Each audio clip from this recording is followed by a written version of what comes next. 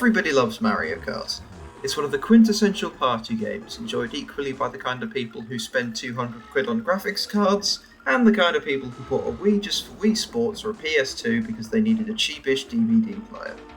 Since 1992, Super Mario Kart sold so well and spawned a series that's been a bestseller on every Nintendo console, both handheld and home. Ever since, lots of franchises have had a crack at strapping their main characters into some vehicles, giving them some boxes to collide with, and chucking them down a racetrack.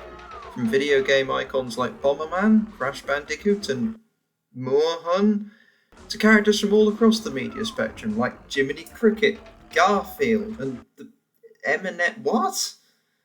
So as you can see, not every karting game is a surefire winner, but things can get even worse when a developer makes a kart racer and doesn't have a franchise to back it up with. There's few things in gaming quite as depressing as a soulless kart racer, and franchiseless kart races are almost always as bland and sterile as the GUI for a hospital appointment booking website from 1998, and at least those are meant to pass as quickly as possible and not be replayed for countless hours to unlock everything. Games like Rascal Racers and Speed Freaks for the PS1 and Superkarts for MS-DOS are good examples of this. Another thing that seems to be a bad omen for a kart racer is if it's a PC game. Try and think of some PC kart races. Don't count things like Sonic and Sega All-Stars Racing. Try and think of some PC exclusives. There's Apogee's Wacky Wheels. And that's it. It's the only one I could think of. It seems the industry has decided that kart races are made for controllers, not keyboards, and I'm inclined to agree. Maybe it's because gripping a controller is more like steering than tapping buttons that are basically mounted to a desk. But Wacky Wheels came out in 1994. Has there really been no progress in PC-exclusive kart races since then?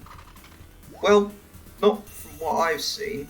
As with most big games in the modern day, most kart races get multi-platform releases. The ones that don't are things like Penguin Racers. Penguin Racers? No, not like that.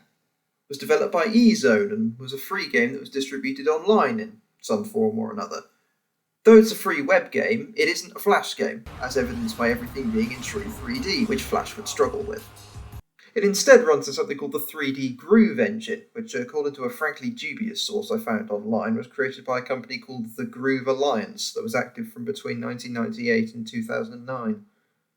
Most games created in this engine were adver games, as people call them, horribly, for companies like Volvo, Jetix and Pringles, but as we'll see now, that's not the case with Penguin Racers.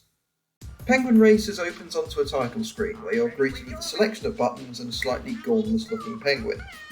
Click play and the penguin impatiently waddles in place next to a car. Say hello to Ken Penguin. He's your standard all-around type, hence why he's in the colours you'd assume a penguin would be in. Select him and then select the one course available to you. You're then thrown to the countdown and the race begins. Controls are simple: up to accelerate, down to brake, left and right to steer, and spacebar to use an item. All the familiar tropes are there. You earn items by colliding with boxes that hover and spin in the middle of the track, although these look a bit like solid metal crates, so hitting them might not be the best idea. Driving off the track slows you down a bit, although not by very much.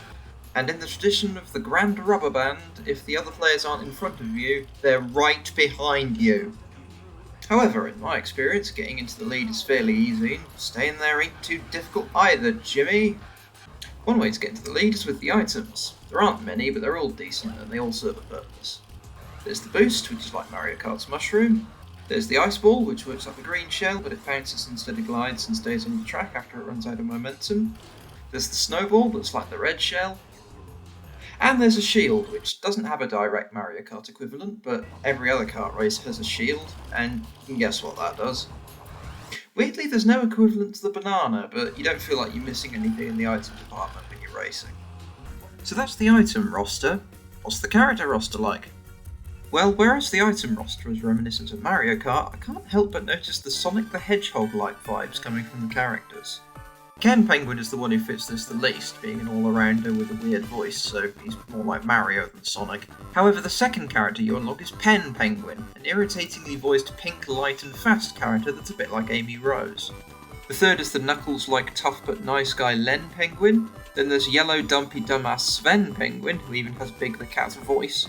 And finally there's the considerably more mysterious Zen Penguin, who's a player-exclusive character that, with his mysterious position at the end of the roster and parody Ninja Master dialogue, is sort of an XP of Shadow by way of Sensei.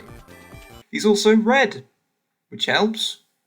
The fact that I, as someone who doesn't like Sonic the Hedgehog that much, noticed this means one of three things. 1, this was something in the developer's subconscious. 2, it was a deliberate decision.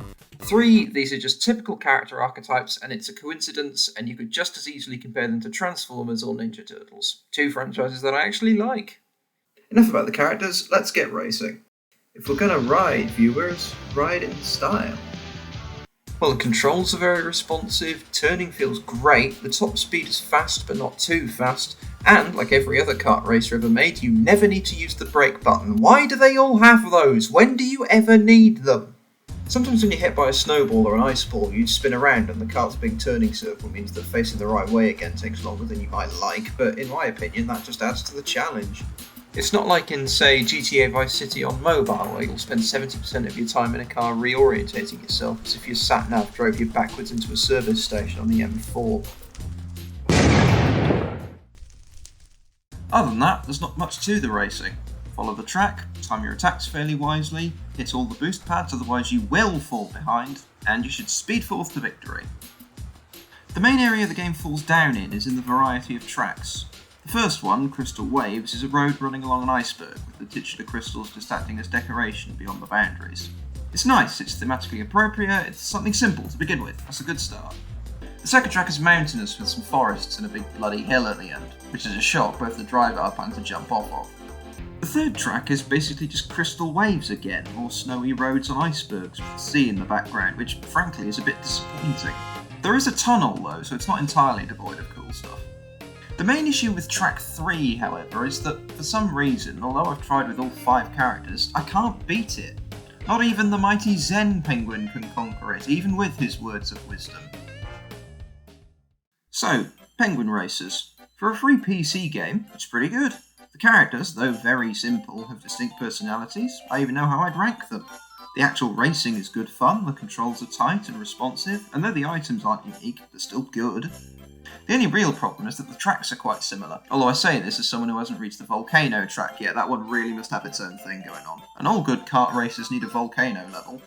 So does Penguin Racers solve the problem of the lack of decent kart racers for PC? Well, not really. The game came out around 2 decades ago. If it was going to make an impact, it probably would have done so by now. And before anyone says something like, oh, Among Us was launched in 2018 and wasn't popular until 2020, or Earthbound and Super Mario RPG weren't even released over here and they've got massive followings, or bring up games like Psychonauts or Akami, here's the thing. No offence, but those games they're all better than Penguin Racers. Among Us was a multiplayer game that was easy to grasp and got into your head with its psychological side, keeping you guessing about which of your friends was about to literally stab you in the back. Earthbound and Super Mario RPG are RPGs, very story-heavy games that have a lot of chances to get you invested and interested. Psychonauts and Akami are also story-focused, so it's the same thing with them. And despite being good fun, Penguin Racers isn't like that. Kart racers aren't known for deep, engrossing stories, so if you don't like the gameplay, the whole experience won't be that fun. Add that to the fact that it's a very simple kart racer that has very little to make it stand out, especially in an era when you can buy a copy of one of Sega's numerous offerings. They're on discs, they're on Steam. The only advantage Penguin Racers has over them is that it's free. Hell, thanks to emulators, you can run Mario Kart 64 or even Mario Kart DS in your browser for free. The thing about Penguin Racers that's most likely to hook you could potentially be the fact that it stars penguins, but even then there's not much penguin-y about the game, and there are so many other great free PC games that star penguins that you'd be better off playing one of those instead. Penguin Racers then. A very fun game in itself, but if you're searching for a fantastic PC kart racer that can compete with Mario Kart 8 Deluxe in current year, Penguin Racers just isn't that game. Despite being a very well-made game, especially for a small team with an obscure engine that I've literally never heard of, Penguin Racers isn't a game that you can really sink your teeth into. Oh.